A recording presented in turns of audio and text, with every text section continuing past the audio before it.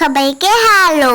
আমার দিদি রাখি বানিয়েছে, একটা একটা করে রাখি দেখাচ্ছি, সব রাখি দেখবে কিন্তু। আমার দিদি নিজে হাতে বানিয়েছে।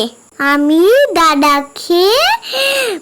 দাদাকে রাখিগুলো বাঁধবো। এই রাখিগুলো আমার খুব ভালো লেগেছে। যদি আমার দিদির এই রাখিগুলো ভালো লাগে, সাবস্ক্রাইব করে দাও আর লাইক করে দাও। সব রাখিগুলো দেখো। টাটা।